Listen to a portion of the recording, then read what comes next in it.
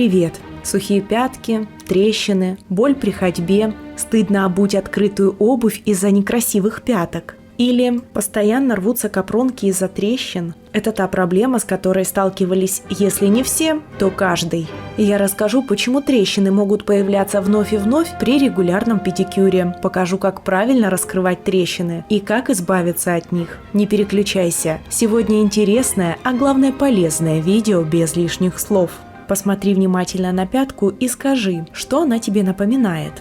Самое правильное сравнение в данном случае – это асфальт. Почему я сравнила пятки с асфальтом? Потому что когда вы дома регулярно, постоянно, на мокрую пилите и пилите ваши пятки, при этом не раскрывая трещин, туда попадает вода, вода высыхает, испаряется, и трещина получается еще больше. То же самое происходит и с асфальтом. В трещину попадает вода, вода испаряется, и трещина расползается еще больше. То же самое происходило с этими пятками. В душе распарились, хорошенько натерли пятки до розового цвета, вроде как трещины уже не такие большие, но со временем они появлялись вновь, все глубже, а иногда даже кровили. Я покажу, как корректно обрабатывать пятки с глубокими трещинами. Как по мне, это самый практичный, безопасный, дешевый, а главное действенный способ. Для этого мне понадобится самая обычная насадка для педикюра, размер 10 мм. А также колпачок под нее с абразивностью 80 грит. Это самый грубый абразив. И самое дорогое, но самое безопасное для человека – средство для размягчения кожи. Уже догадались, что это? Можете ругаться, можете возмущаться, но чтобы видео вы досмотрели до конца и не пропустили самые важные моменты обработки трещин, что это за чудо-средство, я расскажу немножко позже. Часто попадаются клиенты, которые на первых минутах обработки стопы начинают неистово дергаться, а все потому, что им щекотно. Но по истечению нескольких минут клиент привыкает и становится смирным. Вновь орошаю кожу, далее нерабочей рукой прикрываю край пятки. Так вам не понадобится никакая вытяжка. И в то же время ваше рабочее место будет чистым, без ошметков старой кожи. Сейчас я снимаю лишь поверхностный, самый грубый слой. Сняв кору с кожи, пятка сразу становится податливая и уже можно работать конкретно с трещинами. Для этого я беру инструмент глазки фирмы Stalex Pro подом 10 на 7 мм. Есть основное правило работы с этим инструментом. Это его захват. Хватать нужно не так, как ножнички, а большим и указательным пальцами. Режущее полотно дает упор на безымянный и мизинец. Чтобы развернуть инструмент, стоит лишь поработать кистью. Глазками я буду раскрывать трещину. Что значит раскрыть трещину? Это значит сгладить ее края, чтобы трещина была с плавным спуском, без острых краев. Эти самые острые края я и срезаю. Сейчас, возможно, у некоторых возникнет вопрос: ого, сколько же это надо времени потратить, чтобы эти все трещинки вот так вот повыщипывать? На самом деле это все делается очень быстро. На видео я показываю в замедленном режиме, чтобы показать подробно, как и что нужно вырезать. А самое главное, не все трещины необходимо раскрывать, лишь самые глубокие, а мелкие и так затрутся абразивом подчистую.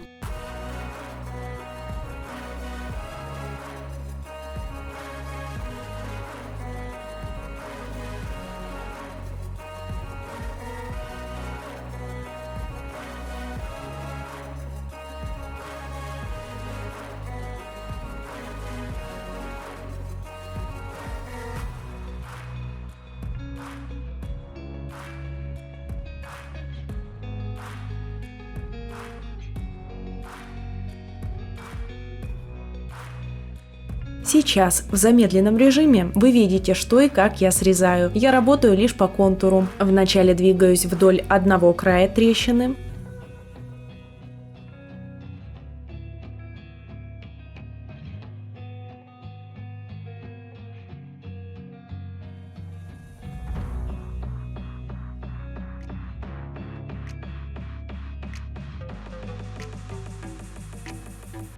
После обрабатываю второй край. Смысл заключается в том, что вместо резкого обрыва кожи мы делаем плавный спуск. В таком случае трещина при физическом воздействии не будет расползаться дальше, ведь ее просто-напросто не будет.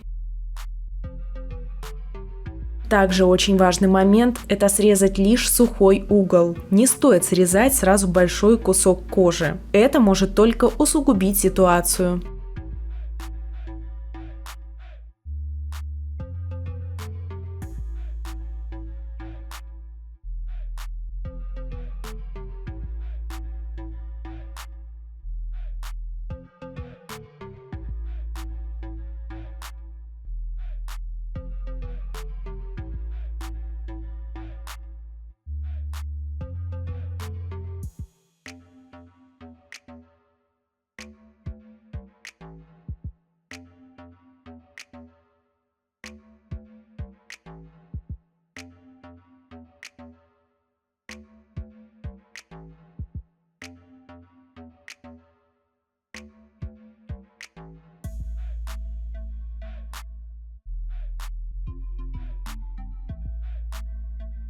Сейчас хорошо видно разницу раскрытой и нераскрытой трещины, как ведет себя трещина с острыми несрезанными краями и как уже не раскрывается обработанная трещина.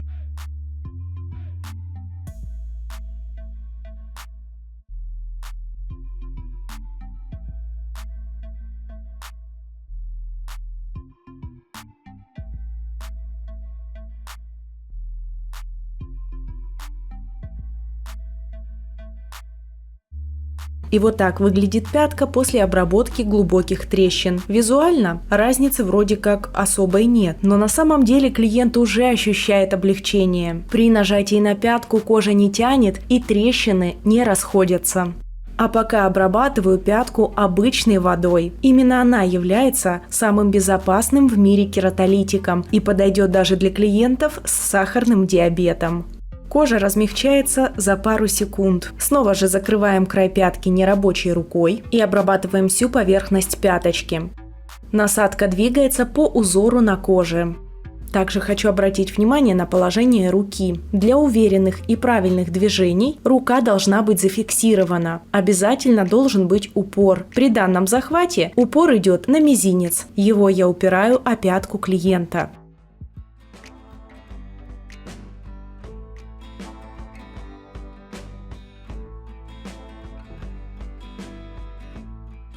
Периодически смачиваю пятку. Так кожа повторно размягчается, убирается пыль и пятка охлаждается, ведь от трения насадки кожа нагревается.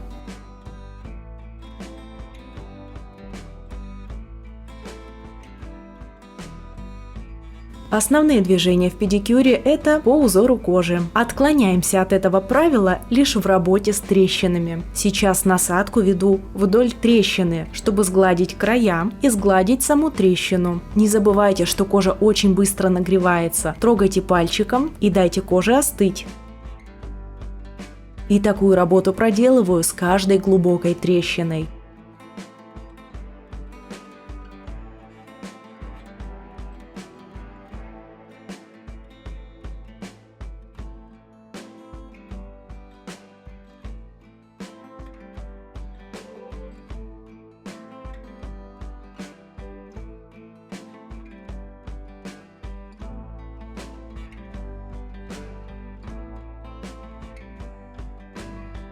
Если сгладить края трещины такой крупной насадкой вам неудобно, вы можете взять алмазную насадку «Пламя» или «Конус» с синей или зеленой насечкой.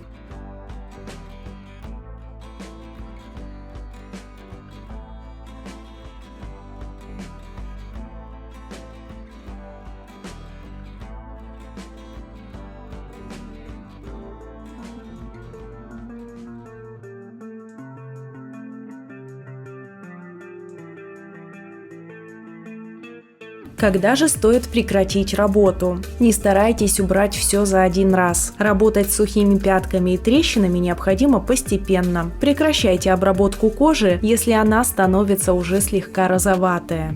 Ведь еще одна частая причина рецидивов трещин – это чрезмерная зачистка. Чем больше вы счищаете кожу подчистую до мягкой розовой пятки, тем больше кожа будет нарастать, ведь организм будет пытаться защитить пяточку, и гиперкератоз с трещинами появится вновь все с большей силой. А работая постепенно, с регулярным правильным уходом и выполнением всех рекомендаций мастера, вы сможете попрощаться с сухими пятками и трещинами навсегда. Ну или до того момента, пока вы будете выполнять все рекомендации.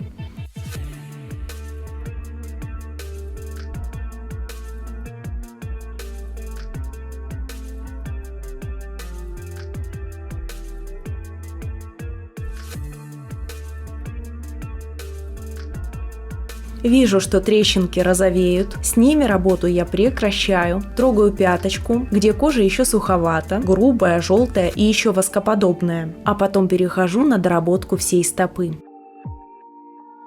Для того, чтобы было удобно обрабатывать определенные места, меняю захват. Сейчас хватаю ручку аппарата как микрофон или мороженое, кому как нравится. И при данном захвате упор руки делаю на свой большой палец. Его я упираю о стопу клиента.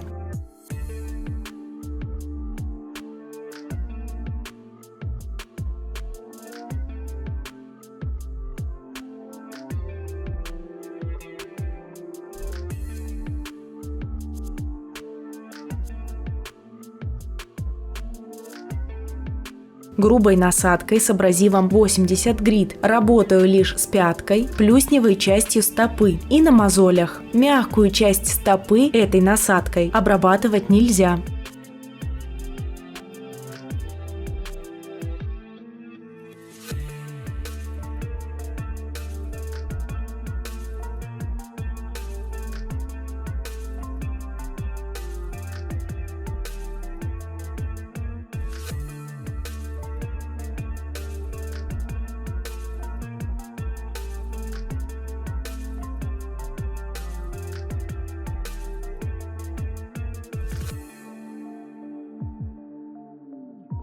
Дальше для доработки всей стопы и для зашлифовки кожи я меняю колпачок. Теперь у меня абразив 180 грит. Это более мягкая насадка. А еще она аппетитно ярко-розовая.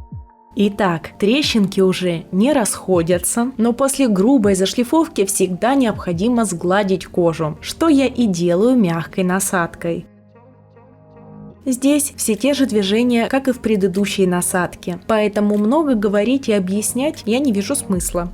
Единственное, хочу обратить внимание на скорость аппарата. Если аппарат будет на маленьких оборотах, насадка будет притормаживать, и работа будет малоэффективна. Если же вы включите очень большие обороты, кожа будет моментально нагреваться и перетираться. Так вы можете травмировать кожу и душу клиента. Аппарат необходимо включить приблизительно на час дня. Самые активные и внимательные зрители уже давно знают, что это и как. И если ты тоже знаешь, поделись своими знаниями в комментариях. Что означает включить аппарат на скорость час дня?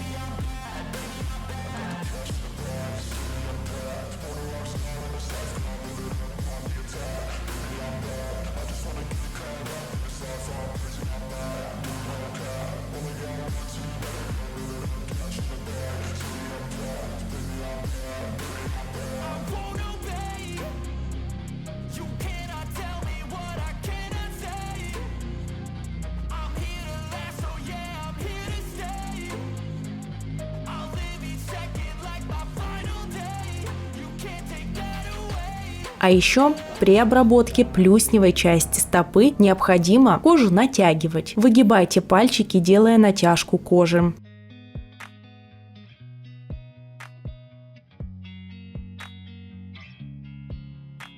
А если вы заметили, что ваш клиент снова начал брыкаться, чувствуя щекотку, плотно хватайте за ногу, фиксируйте ее. После зашлифовки протираем стопу влажным одноразовым полотенцем. После педикюра мои клиенты уходят максимально удовлетворенные. И сейчас я покажу почему. На руку наношу пилинг-скраб, небольшое количество. Добавляю немного воды и хорошенько вспениваю.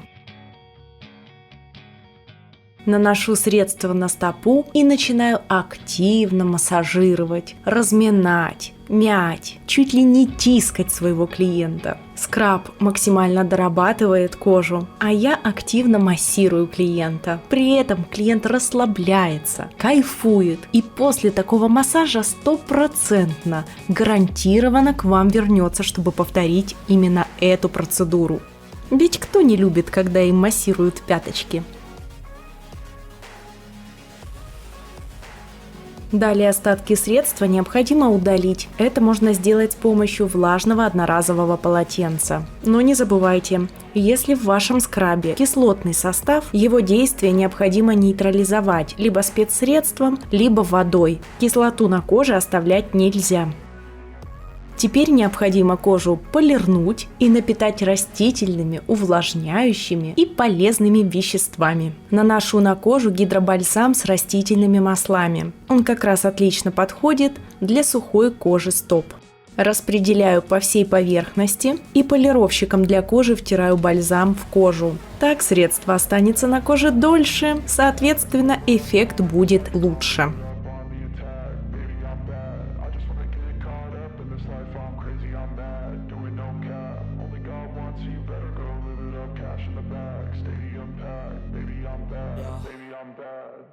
I just wanna stay bad, stay mad, shit on my shoulder cause they treat me like an outcast. I ain't gonna take that, stay back, I'll be swinging hard till the hits come in all caps. I ain't gonna lay back, pray that someone's gonna help me, ain't nobody like that. I ain't gonna wait, that's all fact, give me one shot and I'll never get the throne back. I'm sick of being cautious, I'ma go cause something, can't stop this. I'ma steal everybody's lane, call it shoplift. Sick of hearing everyone complain when they thoughtless. Taste the pain, it's like candy canes. It makes me go change into a better frame, into a better name. Society's insane, we all live for fame, yeah. Cash in the bag, stadium packed. Born a rock star in this life, gonna live it up on the attack. Baby, I'm bad, I just wanna get caught up in this life. И не забываем про пальчики.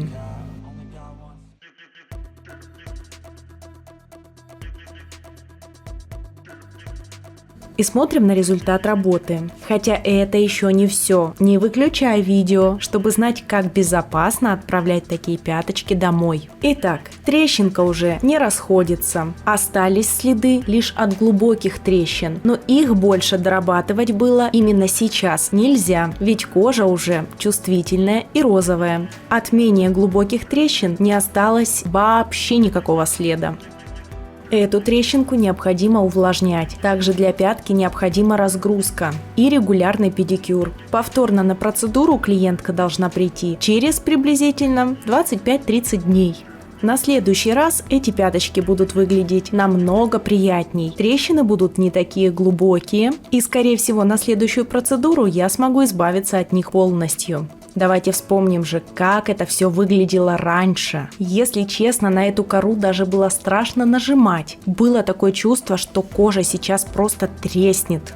Свежеобработанную пяточку нельзя отпускать домой просто так. Тем более, если мы обрабатывали глубокие трещины. Важно после подобной процедуры сделать разгрузку на пятку. Для этого я использую Fleecy Web. Это разгрузочный материал на клеевой гипоаллергенной основе. Продается в листах разной толщины и размера. Прикладываем лист и подбираем нужный размер. Закругляем углы. Так как пятка у нас не квадратная, чтобы лист плотно приклеился и не было загибов, необходимо сделать насечки. Заломов материала и выпуклых частей быть категорически не должно, ведь клиент натрет мозоль тут же. И помимо трещин появится еще одна очередная мозоль и повод снять видео. Такого делать нельзя. Насечку делаю внизу по центру и сверху по углам. Далее снимаю защитную пленку и липкой стороной прикладываю к пятке.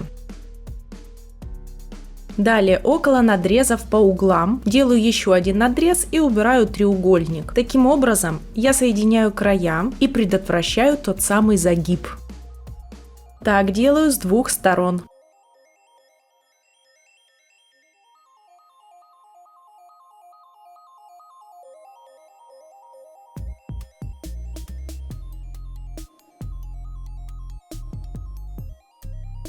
Еще одна очень важная деталь. Нижний край материала должен начинаться не на пятке, а немножко ниже, на своде стопы, в пустоте на стопе, чтобы при ходьбе не натирался мозоль. Хоть этот материал и довольно мягкий, и маловероятно, что натрется мозоль, но этого правила все же стоит придерживаться.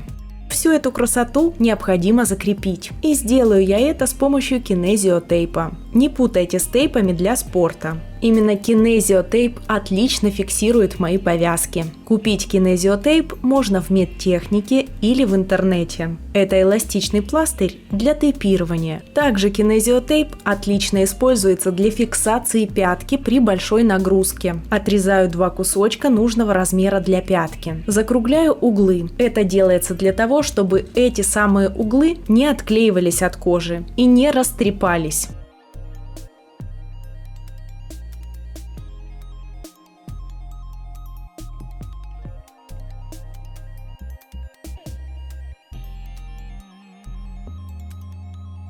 Разрываю с одного края бумажную основу и отклеиваю ее. Липкий край прикладываю к коже. И снимаю бумажную основу с остальной части тейпа. Небольшую натяжку материала делаю по центру пятки. И с другого края также приклеиваю тейп уже без натяжки. То есть натяжка только в центре. И натяжка совсем небольшая.